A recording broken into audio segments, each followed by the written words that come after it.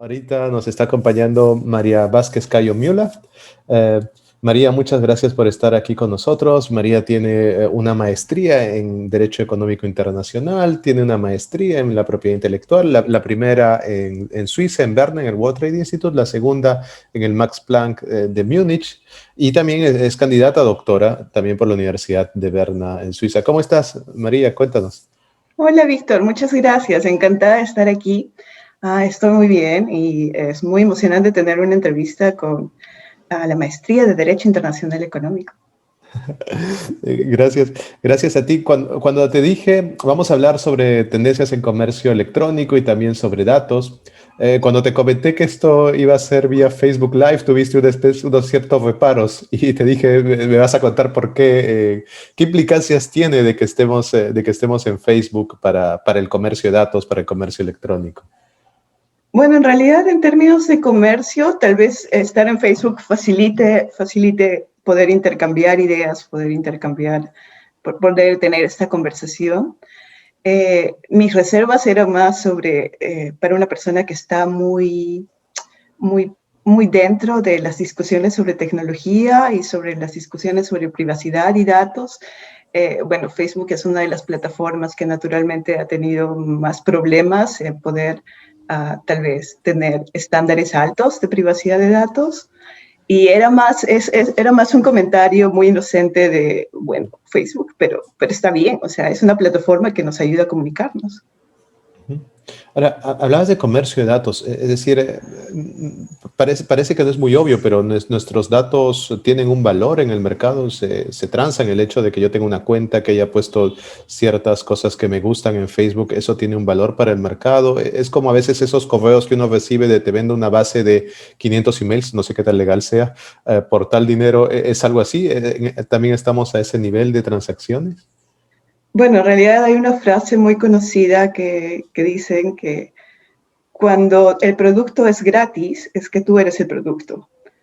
en realidad, en realidad los datos tienen un valor enorme.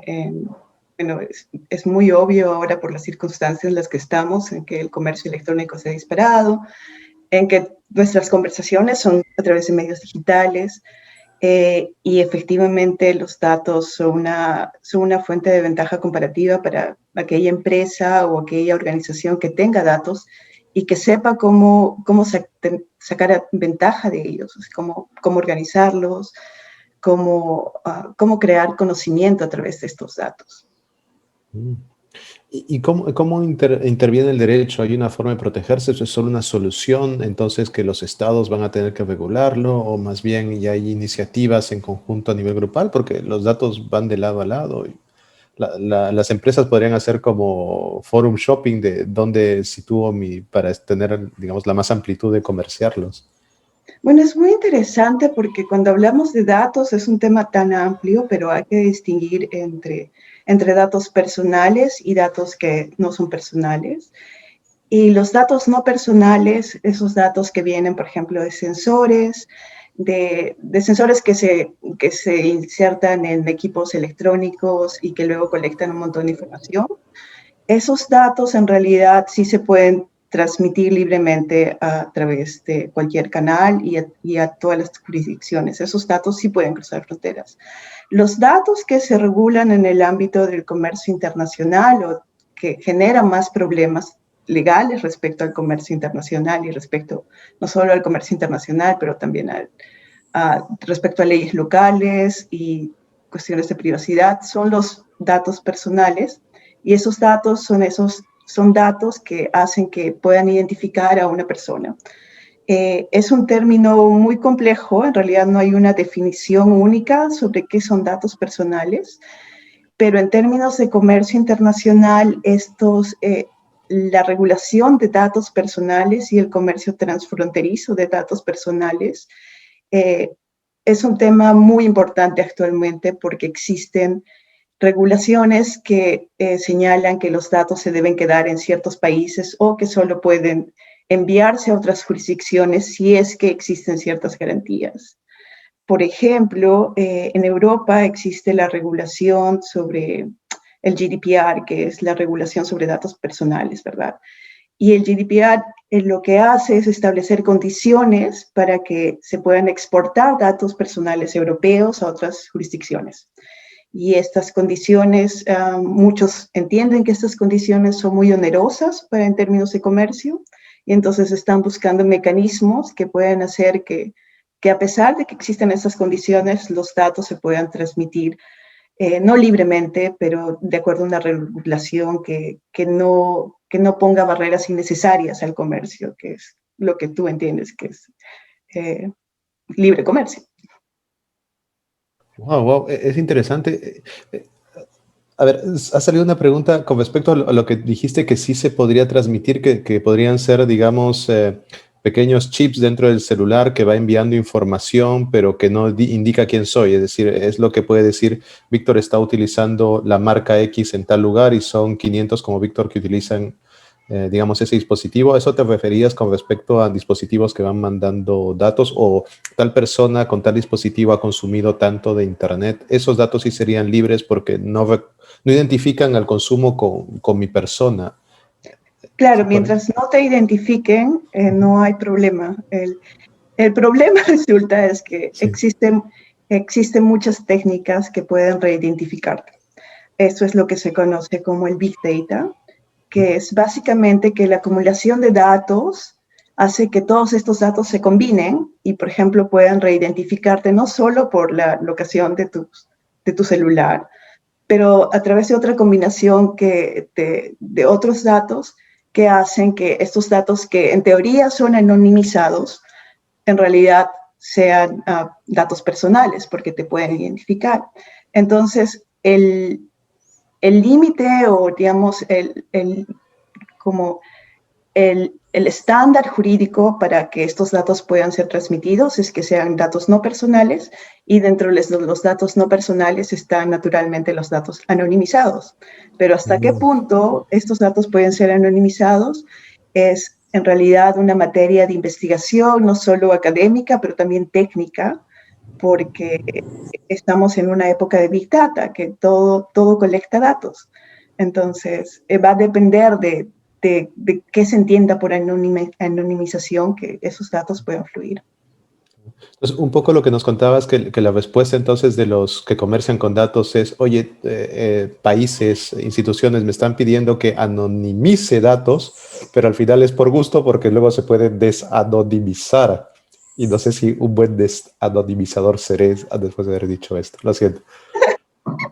Bueno, en realidad es un problema muy complejo porque digamos que prima facie estos datos no personales pueden fluir, pero existen regulaciones en otros países, por ejemplo en China, que dicen que los datos no solo no personales, sino también datos de cierta infraestructura esencial tienen que ser almacenados en servidores que están en China. Y es por eso que esto podría generar un tratamiento discriminatorio en contra de proveedores de servicios de cloud computing, por ejemplo, que no son chinos. Entonces, es considera así un problema de comercio y es uno de los temas que se discute más actualmente con respecto al tratamiento de datos y el comercio internacional. Gracias para quienes recién se conectan en este momento. Estamos conversando con María Vázquez Cayo-Miula, que ha sido muy gentil de darnos su tiempo, transmitiendo desde Zúrich, Suiza, y estamos hablando sobre las implicancias del comercio internacional de datos y otras tendencias también del comercio electrónico. Aparte de los datos, María, ¿qué otro aspecto es una tendencia del comercio electrónico en la actualidad? Bueno, creo que la tendencia más grande es que se está negociando un acuerdo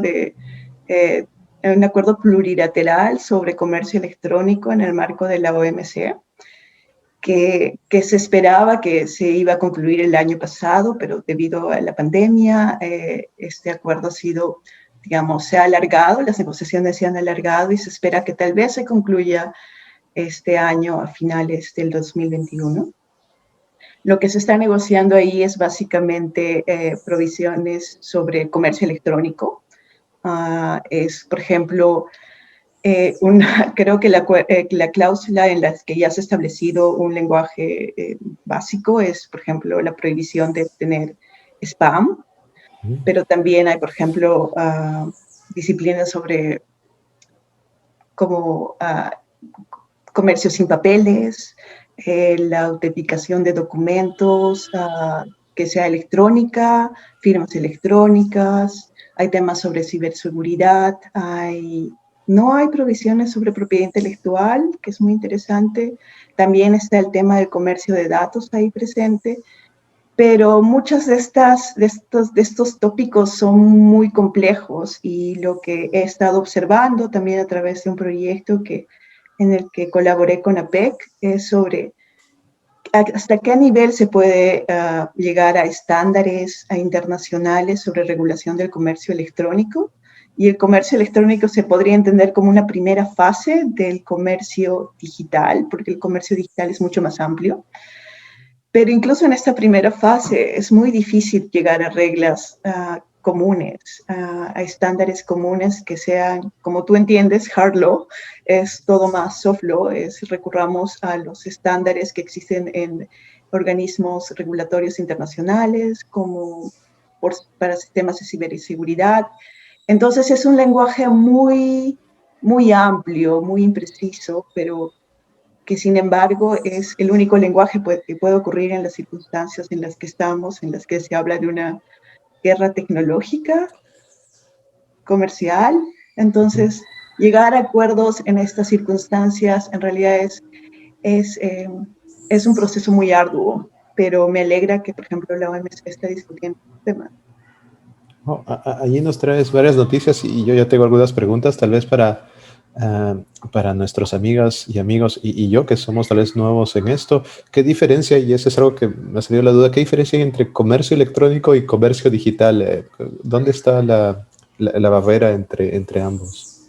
Pues, en realidad no hay una definición de comercio electrónico, hay una definición en el contexto de la OMC, es la transmisión es el comercio de bienes y de servicios a través de transmisiones electrónicas. Una definición similar existe en el contexto de la OECD, pero no existe una definición per se de comercio electrónico. Comercio digital es mucho más amplio porque en realidad, ahora que sabemos que podemos hacer todo a través del Internet y el Internet es una plataforma, en realidad, ¿qué no es comercio digital, verdad? Y cuando hablamos de comercio digital, también existen discusiones sobre la regulación de la inteligencia artificial. Existen, por ejemplo, discusiones sobre comercio. Tradicionalmente nosotros hablamos de bienes y servicios, ¿verdad? Y bueno, en realidad han habido como propuestas y comentarios de que tal vez en realidad lo que necesitemos es una nueva clasificación de qué es bienes y servicios. Tal vez haya una cosa mixta entre bienes y servicios. Incluso tal vez haya un modo 5, que no es realmente ninguno de los modos 1, 2, 3 o 4, que tradicionalmente son parte del comercio o las disciplinas de comercio, pero tal vez hay un modo 5. Entonces, el comercio digital es un tema mucho más amplio que, por ejemplo, incluye la regulación de algoritmos, que es un tema que se incluye en tratados de libre comercio, no en el marco de la OMC, pero en tratados de libre comercio. Por ejemplo, que cuando cuando un país no puede requerir que para que un sistema algorítmico o un software, cuando entra al mercado, no puedan requerir que el proveedor de este sistema pueda exhibir el código fuente, que es el source code, que es un tema de propiedad intelectual, que en realidad no se debería requerir, ¿verdad? Entonces, es más una disciplina de comercio digital que de comercio electrónico per se. Sí, no, como tú dices, ahora estaba pensando, claro, tenemos ciertas disciplinas que son de los 40 o bueno, finales de los 40 con todo el GATT, luego tenemos las disciplinas, como tú dices, del GATS que ya van entrando y tratando de modificarse a partir de mitad de los 90 y claro, el 2020 ya implica ciertos cambios, ¿no? Porque tú lo decías, digamos, hay unas regulaciones en materia de servicios que cuando pones el servidor en China y se quiere aplicar algo, el derecho internacional está indicando algo, pero que está pensando en servicios de los 90, tal vez ya no se necesita un modo diferente. Pero entonces, Claro. ¿crees que los estados con estándares un poco más lentos van a entrar rápido a estos cambios? Porque negociar en la OMC implica voluntad soberana de los estados, ¿no? Eh, es muy interesante. Creo que todo el tema que estamos viviendo ahora en realidad ha acelerado la importancia de qué es el comercio digital y la importancia de plataformas digitales. Eh, en realidad, para mí, que trabajo más con organizaciones de Asia, del sudeste asiático, era muy importante, por ejemplo, en un proyecto reciente, entender cuáles son los enablers, cuáles son las bases fundamentales para poder tener éxito en la economía digital. Y uno habla mucho de infraestructura, y es la infraestructura, por ejemplo, de telecomunicaciones, la infraestructura de tener el Internet de la banda ancha, determinada velocidad de banda ancha, que uno puede entender que si uno tiene esto ya podría entrar a temas digitales, ya podría entrar en la economía digital.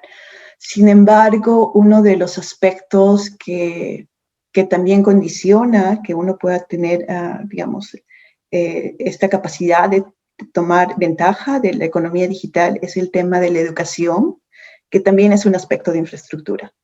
Y es ese tema el que generalmente hace que se rezague el acceso a temas de economía digital, que por ejemplo, las pequeñas y medianas empresas no tienen la capacidad de, no solo de poder tal vez tener una tienda en Facebook, tal vez la pueden tener, pero tener una página web o generar sistemas de pago o pagos en los que no haya contacto.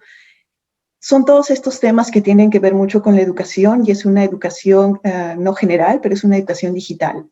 Entonces, esto también es uno de los condicionantes que hace que, digamos, una economía como Perú tenga esta infraestructura, pero también tenga esta infraestructura de educación digital y que pueda hacer que puedan, por ejemplo, negociar mejor, porque uno tiene que ver cuáles son sus intereses en el marco del OMC, ¿verdad? Entonces, que puedan negociar mejor que en realidad quiere negociar. No, es muy interesante y también sin querer has contestado una pregunta que nos salió de alguien que nos comentó hace algún tiempo en los primeros diálogos que teníamos acerca de cómo ingresan las pequeñas y medianas empresas en este diálogo en esta economía digital. Y sí, tal vez en Perú tenemos que trabajar un poco más en infraestructura, que incluye educación, como mencionas, una educación digital para... Se dice que hay una democracia porque cualquiera puede tener un smartphone, pero parece sin esta educación tampoco no es tan democrático como uno pensaría o una pensaría. Uh-huh. No, en Mm. realidad es un aspecto que se debe tener en cuenta. Lo que a mí me llamaba la atención en el último proyecto en el que trabajé, por ejemplo, es ver qué ocurre en el Asia y internamente preguntarme qué similitudes existen con América Latina. Y es este nivel es el porcentaje de la economía que representan las pequeñas y medianas empresas. Y de lo importante es que estas pequeñas y medianas empresas se digitalicen para que la economía en realidad salga a flote. Entonces, creo que el tema de las pymes y la economía digital es un aspecto que es muy importante. No es solo un aspecto de desarrollo, pero es un aspecto básicamente económico. Incluso, y tal vez ahí me estoy yendo, pero incluso tiene un gran impacto en el género, ¿no? Porque hay muchas pequeñas, en el caso de Perú, con una economía a veces muy informal, muchas de las empresas son guiadas por mujeres y más aún mujeres que en casa pueden, digamos, acceder y generar efectos económicos porque en casa digitalmente, dado que por la separación de género también se les encarga muchas de las tareas del hogar a ellas, entonces tienen que ser quienes también provean y lo digital podría ayudar, ¿no? Y esta brecha a veces también en el caso de mujeres puede agrandarse. Es muy interesante lo que nos cuentas. En realidad hay mucha evidencia de que hay una brecha digital y de género muy enorme. Hay reportes de la Unión Internacional de Telecomunicaciones que básicamente toca sobre este tema de la brecha de género, de cómo las mujeres en ciertas economías en realidad no tienen tanto conocimiento sobre aspectos digitales, tanto como los hombres. Eh, es un tema, es un tema muy evidente para las personas que están en este mundo de policy making y digital technologies. pero tal vez cuando uno lo piensa, en realidad no es tan evidente. En realidad uno tiene que ponerse a pensar que cómo afecta la digitalización a los diversos grupos que existen en la sociedad, mujeres, personas que viven en áreas rurales, los niños. Hay un tema muy interesante que es el marco ético para el desarrollo de la inteligencia artificial, también el marco ético para consumir productos electrónicos, por ejemplo, cómo regulas Facebook, cómo regulas el contenido que está en Facebook, o no solo Facebook, pero también otras plataformas. Entonces, son todos estos aspectos que hacen que esta pregunta de qué es digital y cómo afecta a otras áreas, por ejemplo, el tema de género, sean temas muy complejos, que en realidad cada uno tiene mucho mérito de ser investigado aparte. Wow. Muchas gracias, María, perdón, estamos acercándonos hacia el final de la entrevista.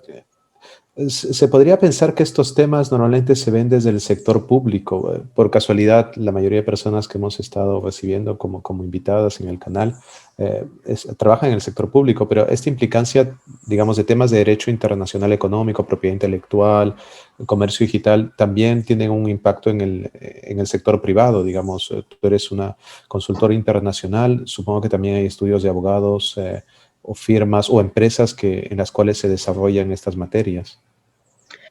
Pues sí, yo creo que hay muchos aspectos, hay muchas oportunidades para trabajar en temas digitales y en realidad son oportunidades que no son simplemente regionales, pero son globales porque son temas comunes para muchas economías y hay mucho interés en desarrollar investigar y también desarrollar políticas sobre temas digitales. Entonces, por ejemplo, en mi labor como consultora, yo ayudo a organizaciones basadas en el Asia, que tal vez no es una cosa tan inmediata saliendo de Latinoamérica, pero entendiendo la tecnología detrás de la regulación digital que se viene, me ha sido posible, por ejemplo, colaborar con estas organizaciones. Y claro, también teniendo el conocimiento de derecho internacional económico. Oh, muchas gracias.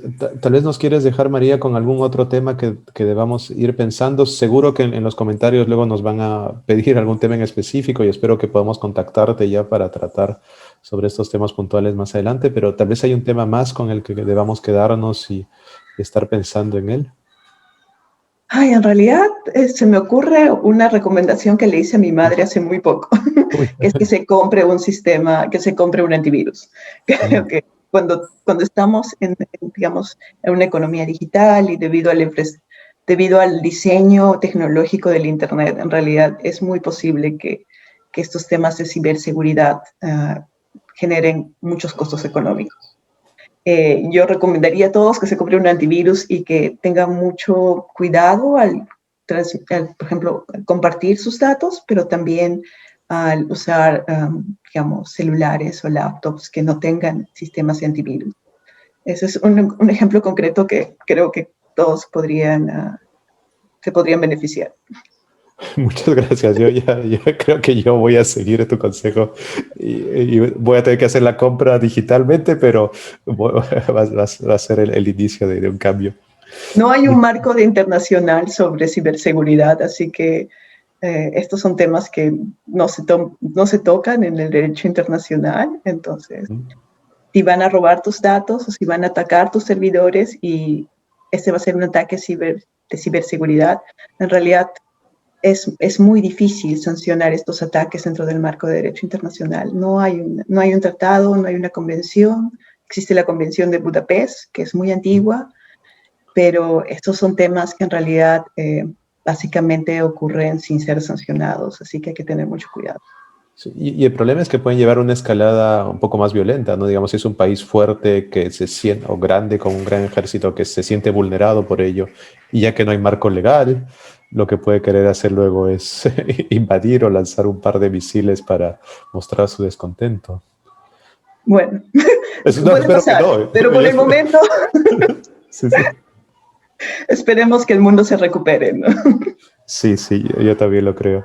Muchas gracias, María. Nos has dejado nuevamente con muchísimas ideas. Agradecemos el cariño y también la disposición de estar con nosotros a pesar del frío No y hay la noche problema. suiza. Muchas Estés, gracias a ustedes. Espero que haya sido interesante. no, muy interesante. Muchísimas gracias, María. Y a todos quienes nos siguen, recuerden que si quieren estudiar o investigar sobre estos temas, tienen hasta el 16 de febrero para poder matricularse en nuestra maestría. Gracias también, Diego Félix, en los controles. María, Diego, a todos y todas, nos vemos. Hasta una próxima oportunidad.